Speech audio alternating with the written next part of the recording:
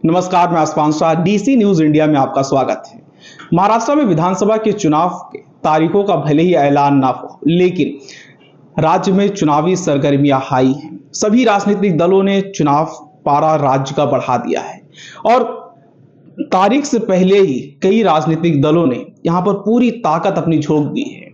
और इसी मुद्दे पर आज हम बात करने के लिए डीसी न्यूज इंडिया की पूरी टीम मौजूद है, जिस पर हम चर्चा करेंगे कि वो क्या मुद्दे होंगे जिन मुद्दों के आसरे राजनीतिक दल यहां पर वोटों को आकर्षित करने के लिए चुनावी मैदान में उतरेंगे।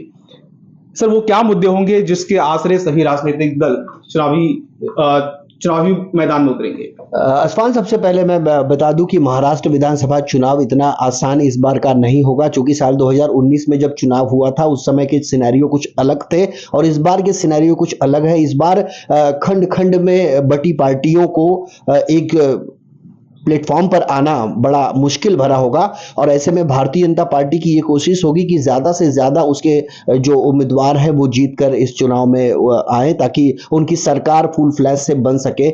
चूंकि पिछली बार जोड़ तोड़ की जो राजनीति हुई थी उसमें शिवसेना पार्टी के अंदर दो भाग हो गए और ये सबसे जो बड़ा मुद्दा है ये कि पार्टी के अंदर जो बंटवारा हुआ, जैसे शिवसेना जो अखंड पार्टी कही जाती थी महाराष्ट्र की राजनीति में, उसका एक अपना वजूद रहा है। इस वजूद को कहीं ना कहीं से कम करने की कोशिश की गई है और जिसमें भारतीय जनता पार्टी कहीं ना कहीं से कामयाब भी हुई है। और ऐसे में इस बार तो सीट बंटवारा बहुत ज्यादा मायने रखता है कि सीटों का बंटवारा किस तरीके का होगा।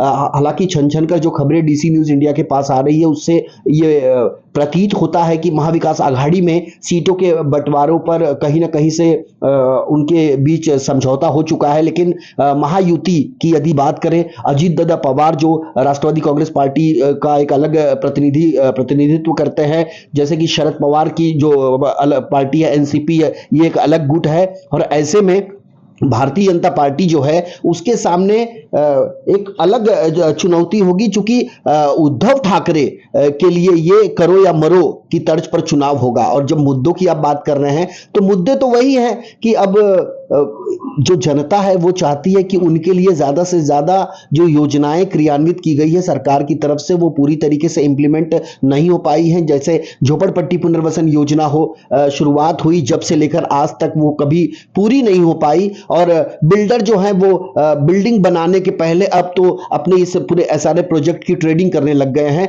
और ये विधानसभा में भी ये सवाल गूंजा था।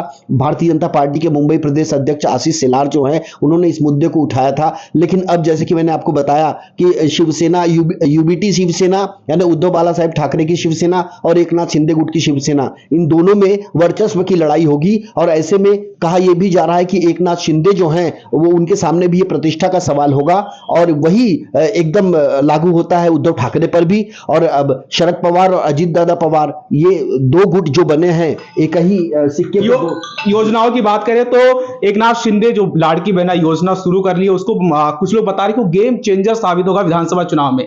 तो सर, क्या लगता है कि लाड़की बहना योजना गेम चेंजर साबित होगा विधानसभा चुनाव में? देखिए, राजनीति में सबसे पहले यह समझना होगा कि सबसे पल्ला भारी किसका है।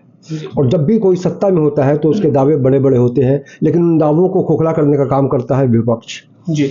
जिस तरह से लाड़की बहन योजना को बहुत बढ़िया प्रतिसाद मिल रहा है, महिलाओं का बहुत ज़्यादा समर्थन मिल रहा है और भारी संख्या में लोग ये देख रहे हैं कि इस तरह की सरकार ने ये कदम उठाया है तो हमें फ़ायदा लेना चाहिए, लेकिन विपक्ष लगातार उस पर हमलावर है। और दूसरी तरफ अगर हम बात करें मुख्यमंत्री को लेकर, तो उद्धव ठाकरे के बारे में बहुत सारी बातें सामने आ रही हैं। उनके बारे में ये भी कहा जा रहा है कि वो दिल्ली तक पहुँचे थे। और अगर हम महाराष्ट्र की बात करें तो यहाँ सबसे बड़ा नेता अगर कोई है तो वो शरद पवार जी हैं, जो उनके साथ गठबंधन में है। उन्होंने भी साफ साफ कह दिया है कि चुनाव के बाद ही हम मुख्यमंत्री की बात करेंगे या फिर उसका फैसला लेंगे। तो कुल मिलाकर अभी बड़े बड़े वादों का दौर शुरू होगा, लेकिन आम आदमी को जो सबसे ज़्यादा प्रभावित कर पाएगा, जब आम आदमी को लगेगा कि नहीं मैं इससे कन्विंस हो चुका हूँ, इसको वोट देंगे, तब तस्वीर बदल सकती है। लेकिन अभी जिस तरह से सियासत हो रही है, गैंगवार को लेकर अलग अलग बातें हो रही है, बदलापुर का जो एनकाउंटर हुआ उस पर भी विपक्ष ने लगातार मोर्चा खोल रखा है। तो कुल मिलाकर ये कहा जा सकता है कि आने वाले दिनों में जो इस बार का चुनाव है बहुत ही दिलचस्प होगा और निश्चित रूप से सबसे बड़ी चुनौती उनके लिए होगी जो इस बार नए तौर पर नए वोटर होंगे, उनके मन में क्या है, या फिर जो भी जनप्रतिनिधि ये दावा करते हैं कि हम जनता के बीच जाएंगे और अपनी बातों को पूरी तरह से रखेंगे, तो उनके सामने भी ये अग्नि परीक्षा होगी कि वाकई वोट को लेकर किस तरह से 288 सीटों पर इस बार महाराष्ट्र में नई तस्वीर देखने को मिलेगी। बदलापुर मामले को लेकर के विपक्ष लगातार हमलावर है सरकार पर और जांच की मांग कर रहा है, और इसी पर हम जानने की कोशिश करेंगे कि क्या बदलापुर इशू भी, महिलाओं का इशू, ये महाराष्ट्र विधानसभा चुनाव में एक बड़ा इशू बन पाएगा? बिल्कुल बन पाएगा कि बदलापुर का मामला पूरे देश भर में बहुत सुर्खियां बटोर रहा था। इस बीच अभी जैसे ये मुद्दा शांत हुआ और ये एनकाउंटर वाला नया मामला आ गया, तो एनकाउंटर के साथ में अब सरकार घिर चुकी है और इसकी अब कोर्ट में भी अब याचिका लग चुकी है। तो ये चुनाव से पहले सत्ताधारी दल के लिए बहुत बड़ी चुनौती साबित होगी कि वो इस मुद्दे को किस प्रकार ले सकती है, और विपक्ष के पास में भी ये हथियार के रूप में होगा कि वो इसमें विफल साबित करे सरकार को। तो मुद्दे तो कई है, राजनीति में मुद्दों का बहुत महत्व होता है। चुनाव के समय बहुत सारे मुद्दे ऐसे निकल के आते हैं जिन पर राजनीतिक गोटियां सीखी जाती हैं। अभी एक और मुद्दा निकल कर आ रहा है, अभी मनोज जारांगे जालना में आरक्षण के लिए बैठे हुए हैं और देवेंद्र फडणवीस ने अपनी प्रतिबद्धता जाहिर की है। मराठा आरक्षण भी एक बड़ा मुद्दा इन चुनावों में होने वाला है, क्योंकि ये मराठा आरक्षण एक दोधारी तलवार है सरकार के लिए कि किस प्रकार सरकार ओबीसी और मराठाओं को एक साथ साधती है। तो ये मुद्दा भी बहुत अहम रहने वाला है।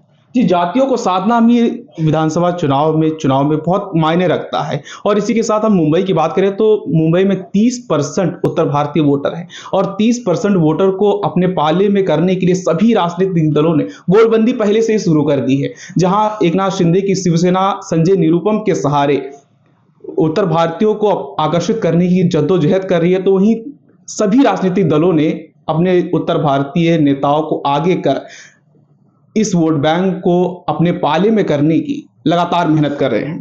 तो क्या लगता है सर, उत्तर भारतीयों को अपने पाले में करने में कामयाब हो पाएंगे? देखिए, अभी मैं बताना चाहूंगा कि अभी हमारे पास एक खबर आई है कि उत्तर मुंबई के अंतर्गत आने वाले कई इलाकों में एक अलग अलग बैनर, अलग अलग पोस्टर लगाए गए हैं और उसमें ये कहा गया है कि वहां उत्तर भारतीय विधायक चुने जाएं। यानी साफ संकेत है कि राजनीतिक पार्टियों को कि वो ज्यादा से ज्यादा उत्तर भारतीय उम्मीदवारों को चुनाव मैदान में उतारे। हालांकि ये बैनर किसने लगाए, पोस्टर किसने लगाए, ये चर्चा का विषय है, लेकिन इतना जरूर है कि उत्तर मुंबई भारतीय जनता पार्टी का गढ़ रहा है। यहां पर दहिसर विधानसभा क्षेत्र की बात करें तो यहां पर मनीषा चौधरी जो है भारतीय जनता पार्टी की विधायक हैं, और बात करें यदि चारकोप की तो वहां पर योगेश सागर हैं। कांदिवली पूर्व विधानसभा की बात करें तो अतुल भातखलकर हैं। ये सभी लोग भारतीय जनता पार्टी के विधायक हैं। लेकिन अभी एक बड़ी खबर यह भी आ रही है स्वान की, बांद्रा विधानसभा क्षेत्र जो है बहुत इंपॉर्टेंट है भारतीय जनता पार्टी के लिए, चूंकि भारतीय जनता पार्टी के विधायक और पूर्व मंत्री, साथ ही साथ बीजेपी के मुंबई प्रदेश अध्यक्ष आशीष शेलार उनका गढ़ है। वहां से कई बार वो नगर सेवक न सिर्फ रह चुके हैं बल्कि वो कई बार विधानसभा चुनाव भी जीत कर आए हैं।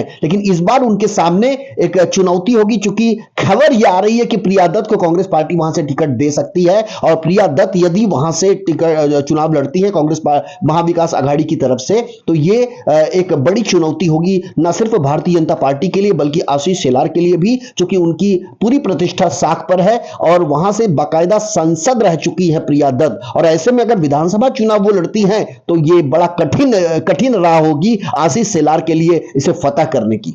जी, और उत्तर भारतीयों के साथ साथ मुसलमानों का वोट भी एक क्रिश्चियन वोट बैंक है। यहाँ पर 25% से ज्यादा मुसलमान मुंबई में रहते हैं और इस वोट बैंक को साधने के लिए पहले से माना जाता है कि ये वोट बैंक कांग्रेस का परंपरागत रूप से कांग्रेस के साथ रहा है, लेकिन AIMIM इस वोट बैंक को अपनी ओर करने के लिए इम्तियाज जलील को पूरी तरह से छूट दे दी है। क्या लगता है सर, कांग्रेस पार्टी और खासकर महाविकास आघाड़ी के लिए इस दफा मुसलमानों को वोट बैंक को पाने के लिए चैलेंज?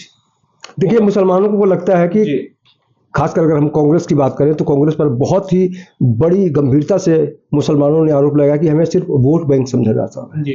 लेकिन जिस तरह से आज मुसलमान नाराज है तो AIM की अगर हम बात करें तो उस गुस्से को भुलाना चाहती है वो पार्टी, और लगातार जिस तरह से उन्होंने कहा है कि हम नीतीश राणे को या फिर रामगिरी महाराज को अपना सबक सिखाएंगे। तो कुल मिला के ये कहा जा सकता है कि इस बार मुसलमानों ने मन बना लिया है कि हम उन्हीं को इस बार वोट देंगे जिन्होंने हमें खुश किया, या फिर मुझे लगेगा कि उनकी जो भी यात्रा रही है अगर हम शरीक करते हैं, उसमें शामिल करते हैं, तो हम उनके साथ जुड़ पाएंगे। लेकिन अगर हम शिवसेना की बात करें, बाकी पार्टियों की बात करें, मनसे की बात करें, तो मुसलमानों को लेकर हर कोई कहीं ना कहीं से नरम पड़ती दिख रही है हर पार्टी की जो छवि है। तो इस बार मुसलमानों को लेकर जो नई तस्वीर सामने आएगी वो भी बहुत दिलचस्प होगी। और जहां तक सरकार की बात है, तो सरकार ने ये सोच रखा है कि आने वाले समय में भी हमें बहुत ज़्यादा बढ़िया प्रतिसाद मिलेगा, और जनता आज भी कंफ्यूज है। सर, आपने नितेश रानी की बात की, तो नितेश रानी एक बहुत बड़ा मुद्दा बन चुके हैं। रामगिरी महाराज ने जिस प्रकार से बयान दिया था पैगंबर साहब को लेकर के, वो भी एक बड़ा इशू बन चुका है। जी बिल्कुल, क्योंकि धर्म का जब भी मामला होता है तो ये चुनाव के आसपास होता है। आपको पता होगा कि राम मंदिर को लेकर इस देश में किस तरह की हलचल देखी गई। लेकिन आज अगर हम महाराष्ट्र की बात करें तो धर्म को भी बड़ी भारी सोच के साथ, बहुत ही भारी मन से आम आदमी की भावनाओं को समझने के अलावा एक ऐसे मुद्दे को लेकर नेता बढ़ रहे हैं, जो पार्टियां बढ़ रही हैं, जिससे आम आदमी का कोई लेना देना नहीं है। या फिर हम ये कह सकते हैं कि उनका मकसद सिर्फ यही है कि हम अपनी पार्टी बनाएं, सत्ता में आए और मलाई खाएं, जी, बस यही है। तो यहीं पर अपने विराम देते हैं। ऐसे ही डीसी न्यूज़ इंडिया पर बने रहें। धन्यवाद।